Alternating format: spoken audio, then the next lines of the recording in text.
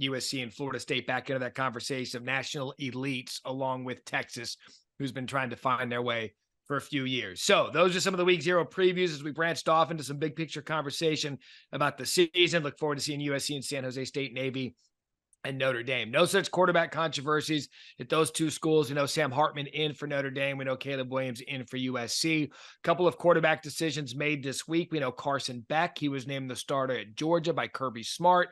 We know that's going to happen. Two-time defending champs, no more Stetson Bennett.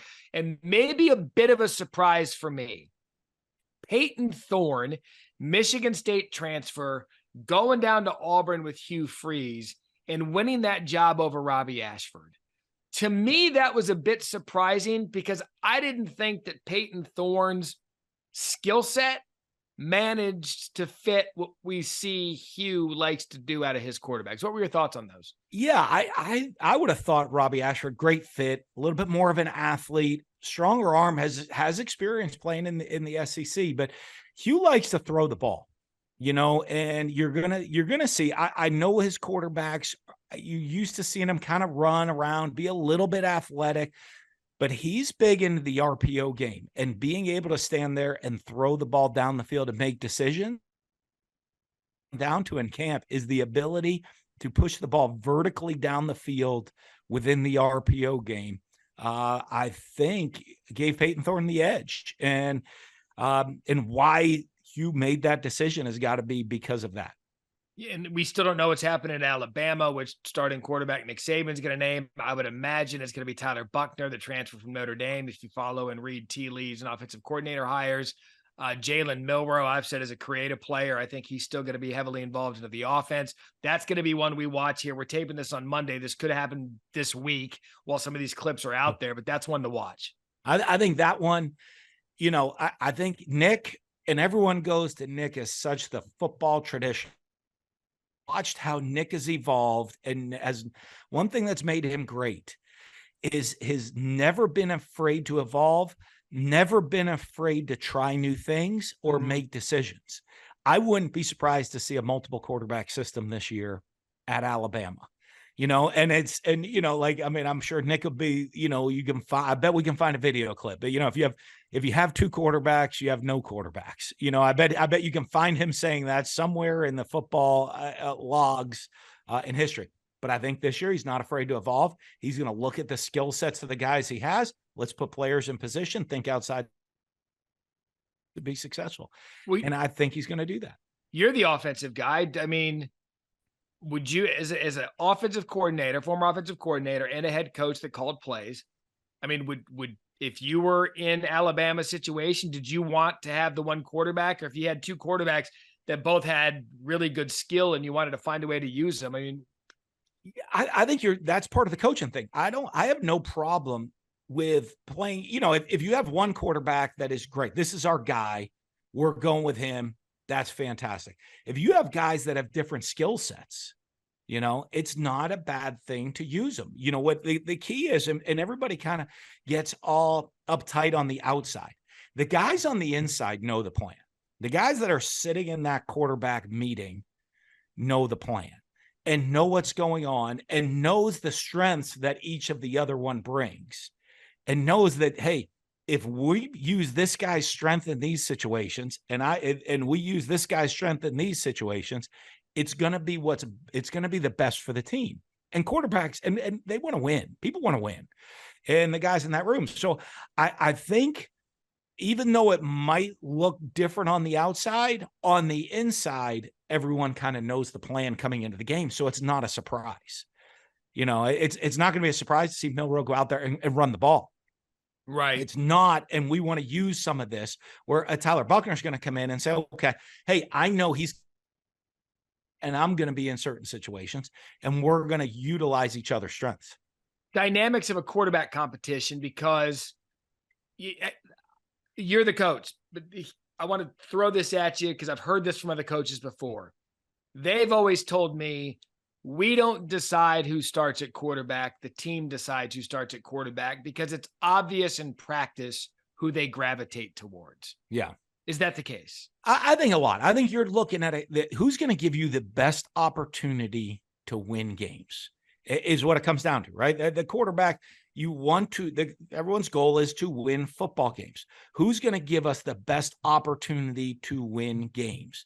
And I think you'll look at a lot of situations that are out there where you have very, very talented guys that might not be starting, and it's like, okay. And we see some of these battles and, hey, this young quarterback's coming up and boy, you hear so many special things and he's so talented. But the guys that are there every day say maybe he'll be the starter even by the end of the year. But right now, this other guy gives us the best opportunity to win the game. And I think that's one of the toughest things that coaches deal with.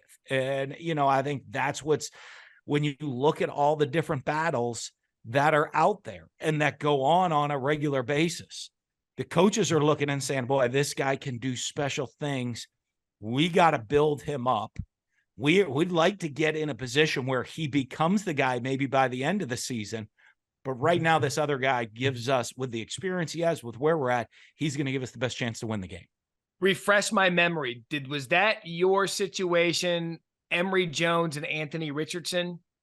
Yeah, a lot of that, we did. We had Anthony, and he would be jaw-dropping out there. And so we wanted to get him on the field. And you had Emory Jones, veteran, experienced guy, making good decisions, doing all of these things. And then you'd go watch Anthony come in, who was a human highlight reel, but would make some mistakes early on and was at that time, a really young player. So, one of the things we would do is we're going to go in and say, hey, going into a game, even though they had some similar skill sets, you're going to go in the game and say, hey, Anthony, you're going to get the 3rd series of the game and the 6th series of the game, 2-1, 2-1, and then we're going to go from there just to get everybody's feet wet and go play, especially early in the season. Or you're going to go in for these packages of plays. So there's always a plan to get him on the field, to build confidence and get him that experience, hoping that at some point at that season, he's now ready for all of it and ready to take over all of the responsibilities that come with being the guy at a primo program. And, one of the things we ended up dealing with at Florida, my last year at Florida, with that is that was a goal that we had. And every time we started to get ourselves ready to get to that point, Anthony ended up getting hurt and he was out for the next game. Right. It was, I remember we were playing early in the year, playing South Florida. Alabama was home the next week. We were going to have we were even thinking maybe this is it. It's going to be time for him to go. Pulls a hamstring. He's out for 2 weeks, and then, the same thing happened a couple weeks later. So I think those are always tough for the coaches. You're dealing with all of those situations, but you're also looking at how are we putting the team in a situation to win right now, keep everybody's attitude in the right direction. And even though if we have these special players, how are we getting them on the field in those situations? So that's an example of you saying the players inside the walls knew what was coming. They knew that they were going to split reps, and there's zero chance, knowing you, there's zero chance you told the broadcast crew that there was going to be split reps. So when the game happened, everyone got all excited about AR-15, Anthony Richardson coming in, because at least the players knew the situation. So there wasn't any surprise within game. I think the players, and when you say that everywhere, the players see those things, right? The players, they can feel it and they know. Players are out there practicing. If you have a special young talent, they go look and say, they know. They're like, wow, that was, they're like the other players, they're wowed by things that happen on the field. But they also know on an every rep basis, this guy might not be quite ready yet. But I can't wait until, that kind of that feeling. I can't wait until he is, right. That I can't wait till you see what these guys can do. And it's not, maybe not even at every position. I mean, you'll be out there at the running back position, right? And you're sitting there and saying, holy cow, when this guy gets the ball in his hands, this is unbelievable things happen. Now, he's not real solid on his protections. He goes the wrong way sometimes. He doesn't really know the route tree yet. But boy, I can't wait until he gets in. At wide receiver, the same thing, of like this guy right now, we put the ball in his head. You should see some of the plays he makes down the field. Now he's got to get consistency in his route running because, I mean, we got to convert on 3rd and 6 every once in a while too. But boy, special things happen. So at every position, I think the players see that. So they know we're going to get this guy on the field, and they can't wait for something special to happen when he gets on the field, even if they're not ready to be an every down player. Yeah, and look, and we always see it because coaches lock media out of practices, and so there's look, if you guys would just be more transparent, there wouldn't be all this outside speculation. I mean, the paranoia is you guys are absurd. You guys are out of control with your paranoia. I real like now that I'm back out of it for a couple of years, I do realize like it is the paranoia that goes on. I mean, you're getting ready to play, you're at Mississippi State, you're playing Ole Miss.